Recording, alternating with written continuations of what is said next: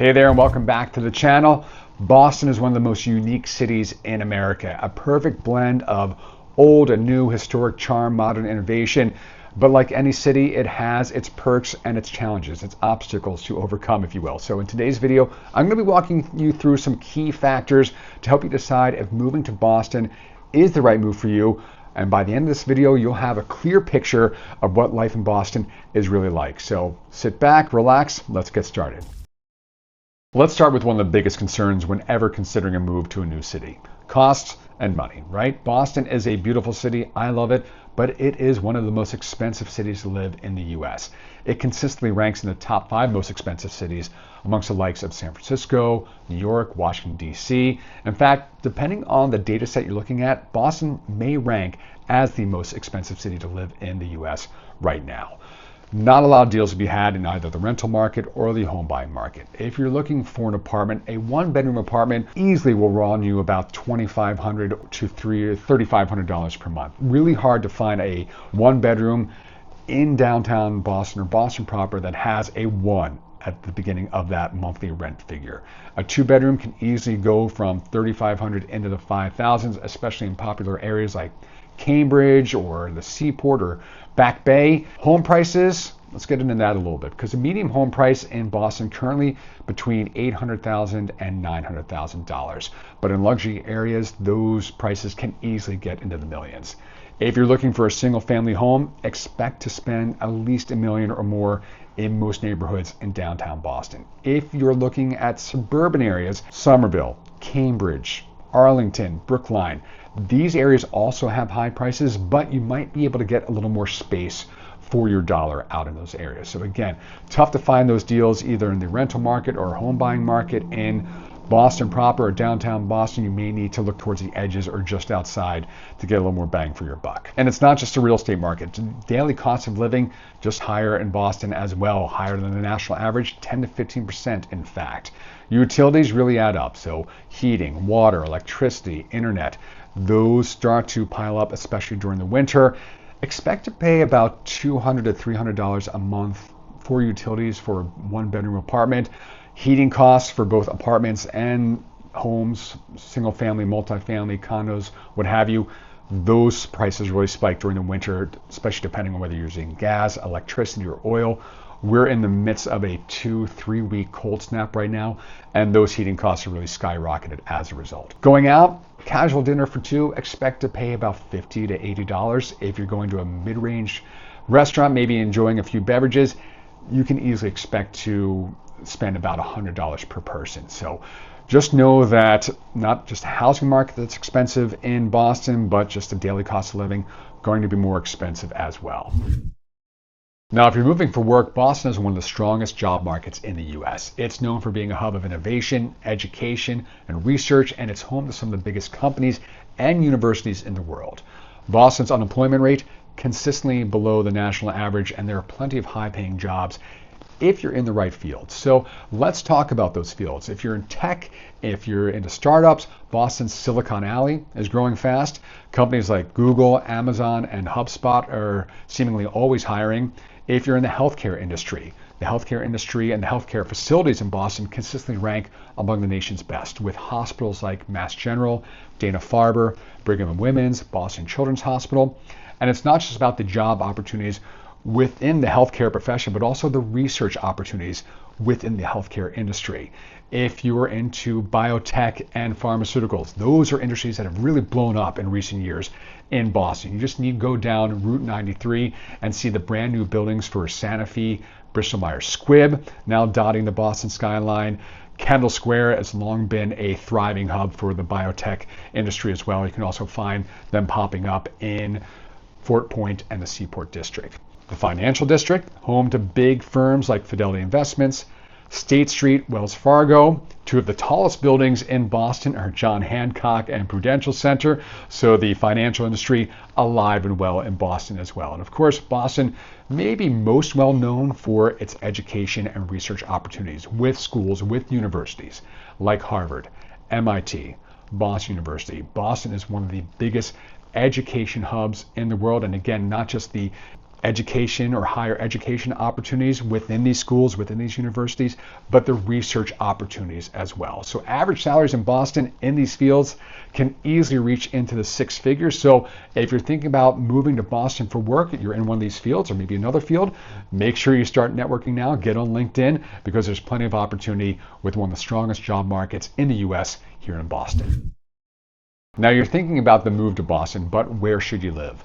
Boston is a city of neighborhoods, each with its own different lifestyle, vibe, atmosphere, price point. Choosing where to live in Boston is just as important as deciding to move to Boston. So let's start to go through some of the neighborhoods that might be a good fit for what you're looking for. If you're looking for those luxury, high-end neighborhoods, you're looking at neighborhoods with prestige, historic charm, high-end amenities. These neighborhoods might be for you. You're looking at Back Bay and Beacon Hill. These are two of the most expensive and yet, I'd say, architecturally picturesque neighborhoods in Boston, filled with historic brownstones. Boutique shops. You'll be close to Newbury Street. Speaking of high-end shopping and boutique shops, you'll be near high-end restaurants as well. You'll be close to Boston Public Garden, one of the great green spaces in Boston, but again, expect to pay a premium when you're looking at Back Bay or Beacon Hill. The Seaport District, this is the newest and perhaps trendiest neighborhood in Boston. This was a neighborhood that wasn't even a thing about a decade ago. Now it's become a neighborhood filled with modern glass buildings, waterfront views, upscale dining. You'll find restaurants like Del Frisco's and Ocean Prime down in the Seaport District. And if you love that modern city feel, this is the place to be. But again, know that luxury, that high-end living does come with a cost, both in the rental and home buying market. If you are a young professional perhaps and looking for a neighborhood with a lively social scene, bars, restaurants, maybe easy access to public transportation, you could look to a neighborhood like South Boston, or Southie as it is known. Great spot for young professionals. Again, waterfront views. Depending on where you are in Southie, you could be right by the beach and the waterfront. Tons of bars, restaurants, really growing restaurant scene as well, and a little more affordable than downtown Boston. In downtown Boston, though, Fenway and Kenmore, home to Fenway Park, of course, home of the Boston Red Sox. Great area, great nightlife, bars and restaurants abound. A little bit of a younger crowd, so less expensive perhaps when you're looking at the median prices compared to Southie, but now you're also kind of into more downtown Boston proper. If you're in tech, education, biotech, what have you, know that Cambridge and Somerville are, and Medford, home to Tufts University, but Cambridge home to Harvard and MIT. So those are on the other side of the river of Boston, so not in Boston, just on the edge, but a great mix of affordability. Cambridge, Somerville, Medford I'd throw into that mix as well. So great mix of affordability and social life. Now, if you're a family, maybe looking for more of a suburban feel, you're looking towards the west a little bit. You're looking towards Brookline, Newton, Arlington, Lexington. Brookline is really the first suburb of Boston, so it still really has that city feel, but you have a little more space. Homes are still expensive. Median price about $1.5 million in Brookline, but schools are top rated. And again, more bang for your buck in terms of space and really opportunities for maybe yards as well, if you want a backyard or a front yard. Newton, another family-friendly town, I'd call it, close enough to the city, kind of the next suburb out, but median home prices a little bit less, but still in the millions. 1.2 million, the median price for Newton. Arlington and Lexington, slightly more affordable than Brookline and Newton, and again, more space for your money. So again, make sure you're doing your research, finding what neighborhood, what price point is going to be the best fit for you as you're considering this move to Boston. Now, one of the benefits of living in Boston is that it is one of the most walkable cities in the US, but transportation can be tricky depending on where you live. So let's get into the public transportation system. Boston subway system, known as the T, officially the MBTA, but everyone calls it the T. It is one of the oldest in the country. It is convenient for getting around, but let's be honest, it is not always the most reliable. But some pros about the T. It's affordable. A monthly pass costs $90, which is great when you compare it to maybe $132 down in New York City. It covers most of the major neighborhoods and gets you out to the suburbs as well if needed. And also it helps you avoid all the traffic in and around Boston. But it is old and slow. Delays happen a lot. Service interruptions happen more frequently than you would like. And also, it doesn't run all night. Limited late night service. The T stops running at 1 a.m., which is crazy when you think about other major metropolitan areas and cities in the U.S. that has their public transportation system or the subway system running all night. Nope, you got to catch that last train to wherever you're going before 1 a.m. Now, if you own a car, get ready for some of the worst traffic in the country. I'm not going to call it as bad as New York or LA or anything like that, but it is not great. It feels like you need to really thread the needle to find that time driving in and around Boston, either north, south, or west of the city, and not be hitting traffic. So just know you're going to be dealing with that when you move to Boston. Parking can be expensive. Garage spots downtown can easily run $300 to $500 a month. Parking spots can sometimes sell in the six figures in Boston, depending on where you're looking. Also know that so many areas and so many neighborhoods in Boston have resident parking stickers. And so even though it may be a metered spot, there could be certain time windows where it's resident parking only. And so finding a spot at the right time can be difficult as well. So if you're living in a T-friendly neighborhood, maybe skip the car, take the public transit, but know that whether you're driving or taking public transportation, you're going to be dealing with your issues. So just be aware of that as you consider this move to Boston.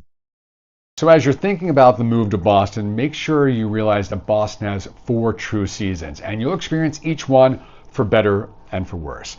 Let's talk about winter first, because this is the season that has most Bostonians shaking their fist in the air, whether you're from Boston originally or not.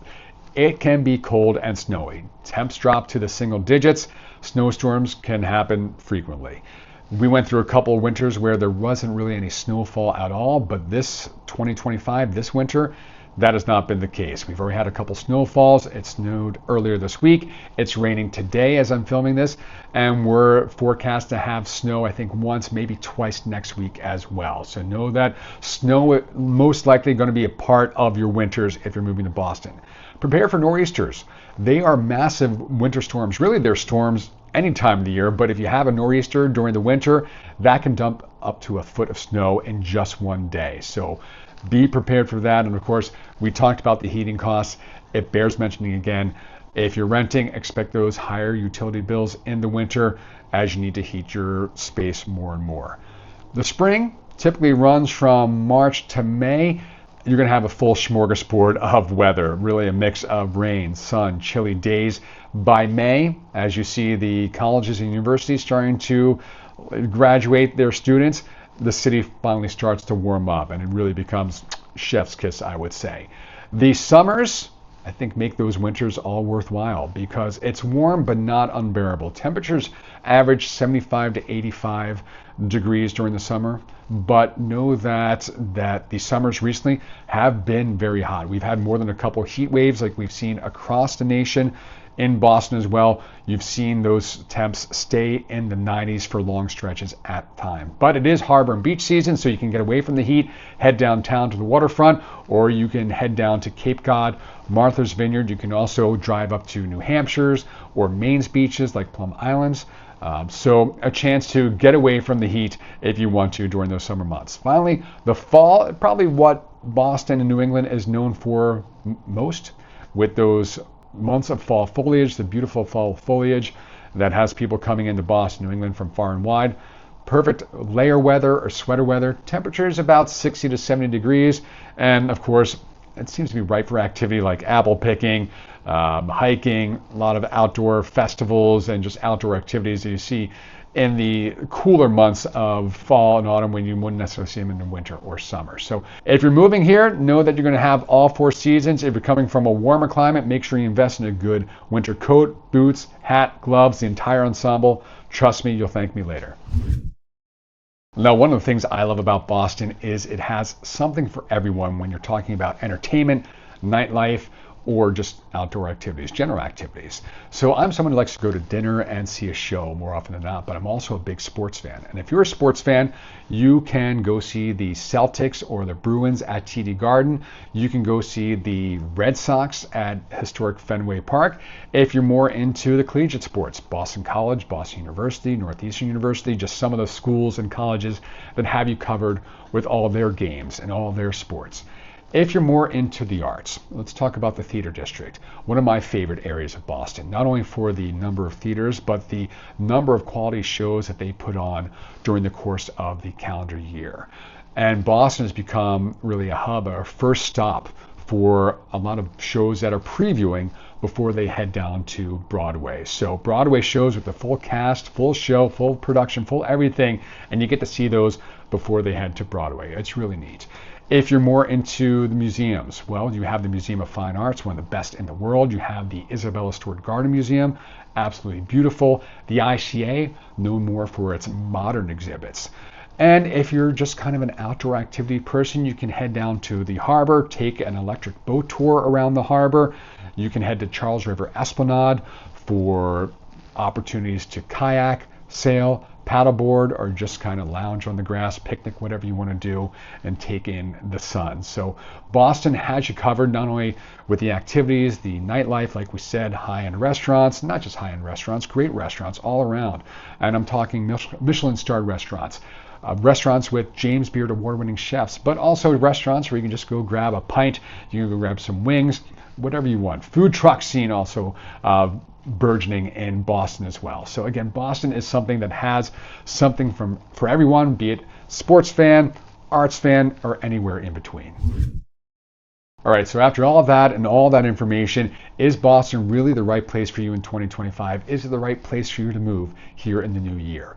Let's break it down because there's plenty of positives and negatives. The pros, booming job market, top tier educational opportunities.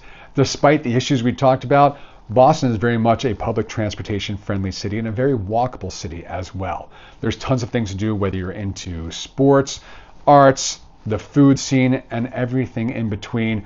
Tons of activities for you. If you're into the Four Seasons, where you can get out and enjoy those outdoor activities or waterfront activities during the summer, and you can get out and go enjoy those snow-related activities in the winter, Boston might be the perfect spot for you. However, if you are not a fan of the high rent, high home prices, high cost of living, or you're not a fan of those Boston, New England winters, which can be pretty harsh, if you're not a fan of the traffic, which can be brutal at times, like it can be in any big city, if you're not into kind of, I'd say, the Northeast fast-paced lifestyle, then maybe Boston is not the right place for you. But if you can handle the cold, the fast-paced environment, the high cost of living, Boston might be perfect for you. So after all this, what do you think? Is Boston the right place for you in 2025? Drop a comment. Tell me what's your biggest concern about moving to Boston in the new year, or maybe what is the biggest reason that you're considering a move to Boston in 2025. I'd love to hear from you. And if you're serious about making that move, I'd love to help you find the perfect home. Whether you need advice on neighborhoods or want to start your home search, reach out to me anytime. My email and social links are in the description below. So before you go, don't forget to like this video, subscribe for more Moving to Boston content, and make sure you turn on notifications so you don't miss future updates. Thanks for watching, and I'll see you next time.